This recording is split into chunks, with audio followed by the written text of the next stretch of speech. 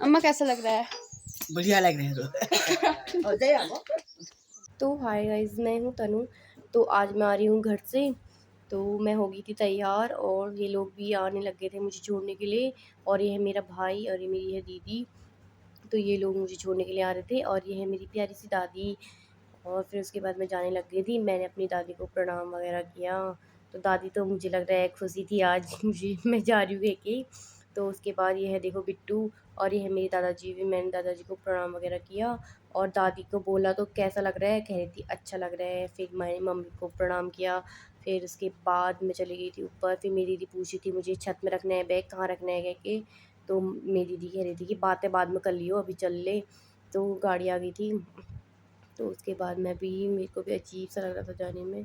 तो फिर मैं बैठ गई थी गाड़ी में और फिर मैंने अपनी दीदी लोगों को किया प्रणाम। और फिर मैं भी चल दी। क्या करती गाड़ी। वैसे आज कोई सवारी वगैरह नहीं थी। तो फिर मैंने अपनी दीदी और बहन को बोला बाय बाय टाटा। तो फिर मैं पहुंच गई थी आधे रास्ते और वहाँ रुकी थी गाड़ी। तो क्या करो हो रही थी तो वीडियो ही बना दिया। तो गाइज़ हम पहुंच गए थे सेरा घाट।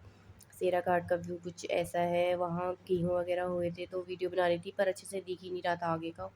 और फिर यहाँ पहुँच गई थी हम अल्मोड़े साइड को। अल्मोड़ा ही है शायद, नहीं अल्मोड़ा से आगे, बहुत आगे पहुँच गए थे हम।